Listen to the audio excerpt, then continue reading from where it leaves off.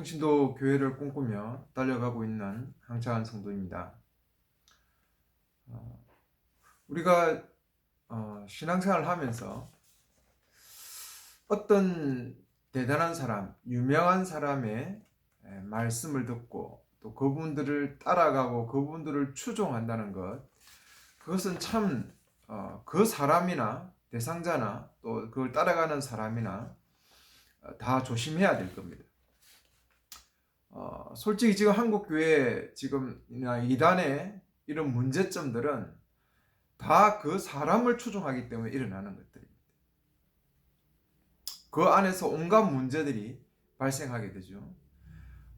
성경은 높고 자는 자는 낮은 자가 되어야 된다, 승리는 자가 되어야 된다라고 이야기했지만 지금 한국적 상황에서는 오히려 대접받고 있습니다. 정말 심각하죠. 여러분, 사람을 추종하는 것은 좋지 않습니다. 그리고 누가 대단하더라, 누가 설교 잘한다더라, 누가 뭐 언어스럽게 한다, 누가 능력 행한다더라, 그렇게 해서 그 사람이 대단하게 되고 유명하게 되는 것은 그 사람도 불행할 뿐 아니라 그 사람을 추종하는 사람까지도 불행한 것이죠. 여러분, 정말 성경 안에 오직 우리의 중보자는 예수 그리스도밖에 없습니다. 어떤 그것을 누가 대체해서 뭔가를 이야기하거나 그 사람을 따르고 그 사람을 존경하고 가는 것은 정말 좋은 것이 아닙니다. 물론 저도 존경받을 만한 자리에 있지 않지만 누가 저를 존경하고 제 메시지를 따라간다면 저는 그런 부분에 대해서 결코 좋아할 것이 아닙니다. 사람이 추종되는 것은 위험합니다. 사람이 중심이 되어서 그 사람의 어떤 부분을 쫓아가는 것은 정말 좋지 않습니다. 그럼 평신도 교회의 특징은 모든 사람이 주인이죠. 형제들입니다. 그 이상 높고 낮은 것은 없어야 됩니다. 그의 어떤 나이나 때로는 그의 어떤 직업이나 어떤 경제적인 수준이나 이런 부분들이 뭔가 다른 사람을 어떤 지도하고 다스리는 어떤 그런 부분이 되어서는 안 됩니다. 성경은 오직 형제들로 평화하고 우리의 중보자는 오직 예수 그리스도, 우리의 진정한 지도자는 예수 그리스도밖에 없습니다. 사람이 추종받지 않았으면 좋겠어요. 이단이 그래서 문제고, 이단에 준하는 그런 많은 지금 한국교회 지도자들 때문에 문제가 되지 않습니까? 누가 설교 잘하고 은사 행하고 능력 행한다고 쫓아가지 마십시오. 그런 어떤 단체, 그런 교회는 결코 성경이 말하는 교회가 아닙니다. 온전할 수가 없다는 사실을 또 이 자리를 통해서 먼저 좀 이야기를 했으면 좋겠습니다. 오늘은 로마서 5장의 내용을 다루겠는데요. 저번 시간까지 로마 교회의 어떤 이방인과 유대인의 어떤 문제들로 인해서 로마서를 쓰게 되었고, 제일 먼저 유대인이나 헬라인이나 다 죄인이다라는 사실을 가지고 시작했습니다. 이 죄인이란 것은 하나님의 언약 백성으로서의 그 온전한 가치를 누릴 수 없다는 이야기죠. 죄인이다라고 하니까 우리가 자꾸 뭔가 어떤 내 도덕적인 죄, 개인적인 죄를 생각하려고 하지만 그것보다 가장 근본적인 것은 언약 백성으로서 설 수가 없는 것입니다. 탈락이죠, 탈락. 하나님의 하나님의 일에 동참할 수 있는 존재가 아니란 것이죠. 하나님 안에서 온전한 안식을 누려가려고 하는 그러한 부분으로 갈 수 있는 존재들이 아니란 것입니다. 모두가 그렇습니다. 유대인들은 이야기했죠. 자기들이 혈통적으로 유대인이고 자기들은 율법을 지키기 때문에 하나님의 언약 백성이라고 자신 있게 이야기했죠. 그러나 바울은 아니다. 너희도 태생적으로 율법을 지키기 때문에 언약 백성이 아니다.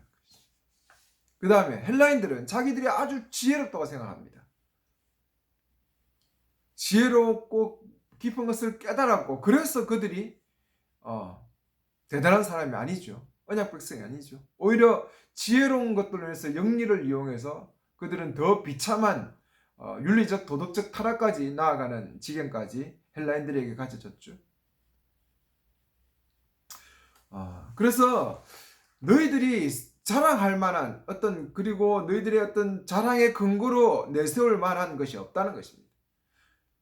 하나님의 공동체가 언약 백성으로서의 어떤 그 길을 걸어가고, 그리고 정말 평신도 교회로서 길을 걸어가려고 하면 우리가 여기서 출발해야 돼요. 언약 백성이 될 어떠한 자질도 없었다는 것. 그 어떤 자기의 자랑거리도 없었다는 것. 직업이, 돈이, 뭐 잘난 게, 지식이, 뭐 이런 모든 것들이 언약 백성으로 갈 수 있는, 언약 백성이 될 수 있는 그 어떤 존재 조건도 되지 않았다는 것입니다. 오직 하나님의 은혜로 가능했다는 사실. 여기서 출발하지 않고 날마다 내가 십자가 앞에서 내 자신을 돌아보지 않으면 사람은 항상 교만해요. 그리고 자기 잘난 것을 드러내고 자기 잘난 것을 보이려고. 세상은 그렇죠. 세상은 좋은 차를 타고 다니고 돈이 많으면 그 사람은 성공한 것이 아닙니까? 지식이 있고 뛰어나면 그 사람은 성공했다고 이야기하고, 영향력 있으면 그 사람은 성공했다라고 이야기하죠. 세상은 그렇게 이야기합니다. 그건 세상 정신입니다. 그러나 기독교는 그게 아니에요. 기독교는 절대로 성공이란 단어를 드러내면 안 됩니다. 성공은 없죠. 기독교 안에서 성공이라는 것은 없습니다. 저도 예전에 어떤 영향력, 선한 영향력 이런 이야기를 생각했지만, 지금 평신도 교회를 꿈꾸면서 달려가고 하나님의 교회, 언약 공동체가 무엇이다를 이해하면 할수록 위대한 사람은 자기를 죽이는 사람입니다. 자기를 날마다 낮추는 사람이에요. 겸손한 사람이에요. 이것이 십자가 안에서 날마다 죽어져야 돼요. 제가 말하는 것이 세상적으로 성공하지 말라, 뭐 부자가 되지 말라 이런 이야기는 아닙니다. 그것과 별개입니다. 그런 건 상관없어요. 교회 안에서 뭐 부자든 가난한 자든 그건 상관없어요. 부자가 될 사람은 부자가 되십시오. 노력하시고 애쓰십시오. 그것이 어떤 그 사람의 존재 가치가 아니라는 이야기입니다. 교회 안에서, 철저하게 교회 안에서는 낮아지셔야 돼요. 정말 낮아지셔야 돼요. 그 십자가 외에는 안 낮아집니다. 그리고 내가 죄인이고 하나님의 언약 백성으로 될 자격이 어떤 것도 없다는 사실을 날마다 깨닫고 날마다 시인하는 사람이 자신을 낮출 수 있는 거예요. 로마 교회가 그게 안 되니까 자기는 유대인이다, 나는 헬라인이다, 지혜로운 헬라인이다, 나는 혈통적으로 뭐 율법을 지키고 대단한 사람이다, 뭐 이러한 마음이 있으니까 다른 사람 깔보게 되고, 공동체가 아주 심각한 위기상황 속에 놓이게 된 게 로마 교회예요. 그래서 바울이 그 부분에 대한 이야기를 풀어가면서 지금 이 이야기를 하고 있지 않습니까? 3장 4장까지는 이들이 다 죄인이고, 4장에서는 특히 유대인들이 아주 대단하게 생각하는 아브람과 다윗이 오직 믿음으로 말미암아 언약 백성이 되었다는 이 사실을 강조한 거죠. 율법이 있기 전에 이미. 그러니까 가장 대표적인 케이스인 바울과 아브람과 다윗을 예를 들면서 유대인들에게 이야기를 합니다. 그러면서 오늘 5장에 그러므로 오라고 하면서 그 4장의 내용들을 그대로 받고 있죠. 그러므로 우리가 믿음으로 의로워져서 우리 주 예수와 마으시아를 통하여 하나님과 평화를 누립니다. 하나님의 언약 백성이 되고 하나님의 가족이 되죠. 평화를 누린다. 하나님의 가족이 된 것이죠. 그 가족이 되고 하나님의 언약 백성이 되어가는 것이 오직 믿음으로 말미암아 의롭게 된다. 칭의라고 하니까 자꾸 개인적인 신앙에 물들이는 사람은 칭의, 내가 의롭게 되고 내 어떤 죄가 없어지고 내가 천국 가는 백성이 되고 천국 가게 되고 뭐 이런 개념으로 자꾸 칭의를 받아들여요. 아니요. 그 칭의는 그냥 이렇게 생각하십시오. 하나님의 가족이 되는 거예요. 하나님의 공동체 안으로, 언약 백성 안으로 들어오는 것을 칭의라고 생각해요. 칭해 주신 거죠. 너는 나의 언약 백성이다라고 하나님이 칭해 주시는 거예요. 그게 뭐로 말미암아? 믿음으로 말미암아. 내가 그렇구나. 예수 그리스도께서, 이 믿음은 뭡니까? 예수 그리스도께서 나를 위해 죽었고 우리를 위해 죽었고 왕으로서 언약의 어떤 중보자로서 죽으셨고 부활하셨기 때문에 그 머리 대신 예수 그리스도를 통해서 우리가 언약 백성이 된 거예요. 그걸 믿는 거예요. 그걸 믿는 거. 아브라함도 믿었던 게 뭡니까? 자기는 아이를 낳을 수 있는 상황이 사라는 아니죠. 자기도 할 수 없는 일입니다. 그럼에도 불구하고 이삭이 태어날 것이라는 그것을 믿은 것이죠. 부활신앙이죠. 이건 완전 재창조신앙입니다. 그러니까 하나님께서 그걸 의로 여기셨다시 동일한 것입니다. 우리가 하나님의 언약 백성이 될 어떤 가능성도 없지만 예수 그리스도께서 우리의 머리로서, 왕으로서, 우리의 대표로서 죽으시고 부활하심으로 말미암아 우리가 하나님의 언약 백성이 될 수 있다는 그것을 믿는 그 믿음으로 말미암아 우리 언약 백성이 되는 것입니다. 어떤 자랑거리가 없는 것이죠. 그래서 그를 통하여 우리는 믿음으로 이 은혜를 누리고 하나님의 영광의 소망을 자랑하게 됐죠. 고난 중에서도 자랑하는데 이것이 우리의 영광이 되는 거죠. 로마 교회적인 사항이, 1세기적 사항은 하나님의 백성이 되는 것은 참 고난이죠. 고난의 연속이었죠. 그러나 그것이 소망이 되고 자랑이 되는 것이죠. 그래서 진정한 우리의 자랑은 예수 그리스도의 죽으심과 부활을 통해서 내가 은혜로 하나님의 언약 백성이 된 이것입니다. 이것이 우리의 자랑이죠. 진정한 자랑. 하나님의 공동체는 이 자랑 속에서 지속되는 것입니다. 다른 게 아니에요. 그 어떤 자기의 가진 것으로 하면 위험합니다. 그래서 제가 자꾸 교회 안에서는 위대한 사람, 말씀을 잘 전하는 사람, 이런 사람들이 오히려 더 위험하다니까요. 자꾸 추앙하게 되고 따르게 되고 그 사람 중심으로 모이게 되고, 이런 것은 정말 기독교가 소망하는 그런 내용들이 아닙니다.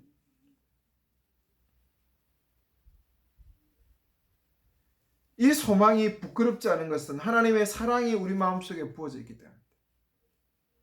끊임없이 하나님의 은혜가 우리 속에 주어지기 때문에 그런 거죠.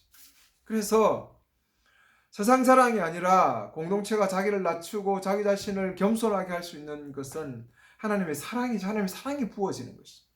성령을 통해서 날마다 자신을 죽이고 하나님의 은혜가 우리 속에 성령 충만으로 넘쳐나야 되는 이유가 그거예요. 여러분, 성령 충만을 위해서 늘 기도하시기 바랍니다. 정말 참으로 우리가 경건하지 않을 때, 우리가 죄인이었을 때, 그 어떤 언약 백성의 근거가 없을 때 예수님께서 우리를 위해 십자가에 죽으시고 부활하심으로 그 근거를 마련해 주셨구나. 이러한 은혜. 그러므로 그의 피로 말미암아 의로워졌으니 우리가 그를 통하여 진노로부터 구원을 받는 것이 또 확실했습니다. 참으로 우리가 원수 되었을 때 그의 아들의 죽으심으로 하나님과 화해되고, 원수인데 완전 원수지간인데도 오히려 가족으로 받아들여지는 것이죠. 우리가 우리 주 예수 말을 통해 하나님 안에서 자랑할 것은 그를 통하여 지금 우리가 화해된 것입니다. 이걸 늘 인정하고 바라보고 자랑하고 내 속에 가지고 있으라는 것입니다. 그러면서 12절부터 21절까지 아담과 옛 아담과 예수님을 비교하죠. 옛 아담을 통해서 죄가 왕노릇했지 않습니까? 우리가 아담의 자손 허리에 존재하기 때문에 우리가 언약 백성으로서의 그 근거를 다 잃어버린 것이죠. 왕노릇할 근거를 잃어버리지 않았습니까? 이게 원죄라고 이야기하는데, 죄를 갖고 태어난고 이런 이야기하는데, 그런 것보다 허리에 있다는 거, 대표적인 게 대표 개념이죠. 예수 그리스도의 십자가에 죽으시고 부활하심을 왕으로서, 대표로서, 우리의 대표로서 그 일을 하심을 통해서 우리가 언약 백성이 됐듯이, 아담이 대표로서 그 죄를 지음으로 죄가 왕노릇하게 된 것이죠. 이 대표라는 개념은 부족 개념으로 생각하고, 그 다음에 우리 대가족으로 생각했을 때 어떤 그 가족의 대표가 어떤 문제가 생기면 그 모든 가족 안에 있는 사람들이 다 영향을 받지 않습니까? 그게 가족이고 대가족이고 하나로 묶여있기 때문에 허리 안에 있기 때문에 그런 것이죠. 나는 범죄를 안 질렀도 그죠? 살인자의 아들은 살인자의 아들의 어떤 그런 멍에를 갖고 살아가잖아요. 그런 개념이죠. 허리에 있다는 거. 그리고 하나 묶여 있는 거죠. 옛 아담이 왕노릇하게 되고, 예. 그리고 그 토라 율법이 죄를 죄로 더 인정해 버리죠. 여러분 교통법규도 보면 새로운 법규가 만들어지기 전에 그건 죄가 아니죠. 그러나 새로운 교통법규가 만들어지면 그게 죄가 되는 것이죠. 불법이 되는 것이죠. 옛날에는 60에도 60으로 늘 다녀도 문제가 아니에요. 70일 때는. 그러나 50이라고 이렇게 50으로 50 이상 다니면 불법이다라고 하면 그게 불법이 되는 것이죠. 뭐 우회전도 옛날에 우회전 자유롭겠지만 지금은 사람이 뭐 서 있거나 복잡하지 않습니까? 그게 불법이 되는 거예요. 율법이 없을 때는 그게 죄로 여기지 않다가 토라가 들어오니까 더 율법이 돼. 우리는 율법을 통해서 더 의로워지려고 하고 더 깨끗해지려고 율법을 만들고 율법을 따라갔는데 오히려 율법이 우리에게 뭘 조장합니까? 더 죄를 조장하더라. 하나하나를 만들면 만들수록 그것들을 더 못 지키게 하는 것이죠. 여러분 종교가 그렇습니다. 기독교의 개념이 이렇게 율법적으로 가면 안 돼요. 자꾸 법을 만들면 만들수록 여러분 더 피곤해지고요. 더 무거운 짐이 되고요. 그것을 더 죄가 더 가중됩니다. 그게 토라가 하는 짓이었죠. 토라가. 그렇게 유대인들이 자랑했던 토라가 하는 게 죄를 더 죄되게 했고 더 억누르게 하고 더 무겁게 했고 사람을 비판했고 더 사람을 올가매었죠. 그래서 예수님이 수고하고 무거운 짐 진다 했을 때 그 수고하고 무거운 짐은 율법을 이야기하지 않습니까? 세상 고통이 아니라. 율법이 그만큼 무거운 짐이 됐죠. 수고하고 무거운 짐이 되어버렸습니다. 그러므로 18절에 한 사람이 범죄를 통하여 모든 사람이 정죄를 받은 것이 한 사람이 의롭게 함을 통하여 모든 사람이 생명에 이르게 되었다라고 이야기하죠. 20절에 토라가 들어와서 범죄가 많아졌지만 죄가 많아진 곳에 은혜가 더 풍성하게 되었다. 옛 아담과 토라를 통해서 정말 더 문제가 생겼던 곳에 예수 그리스도를 통해서 더 은혜가 풍성한 것이죠. 이는 죄가 죽음 안에서 군림한 것처럼 은혜가 의를 통하여 군림하여 우리 주 예수 마시아를 통하여 영생에 이르게 하는 것입니다. 더 하나님의 풍성한 은혜가 율법과 그 옛 아담의 어떤 뭐로 말미암아 비롯됐던 언약 백성의 그 자기 박탈 상실을 오히려 더 풍성한 은혜로 예수 그리스도께서 채워주신다라고 이야기하고 있는 것입니다. 우리가 자꾸 어떤 예수 믿고 내 개인적인 죄가 구원받고 천국 가고 하는 이 시스템에서 자꾸 성경을 보려고 하지 마십시오. 이것은 정말 성경을 너무 위험하게 만드는 것입니다. 그것이 아니라 언약 백성으로서 오늘 예수 그리스도와 같이 대조영이 꿈꿨던 고룩 발해를 만들어가듯이 하나님 나라를 세워가는 이제 예수님께서 언약 백성의 지위를 넘어서 새 언약 시대는 가족으로까지 칭해 주시면서 성령으로 말미암아 그 하나님의 나라를 이 땅에 온전히 이루어가는 것이죠. 그러한 개념으로 우리가 자꾸 성경을 보고 로마서를 보려고 해야 그것이 좀 이해됩니다. 그동안 너무 어떤 개인적인 신앙으로 로마서를 보고 성경을 풀고 큐티하고 얼마나 많이 그렇게 다져왔습니까? 그러니까 이러한 사고방식이 깨어지지 않으니까 그 사고방식에서 신앙생활을 자꾸 하는 것이죠.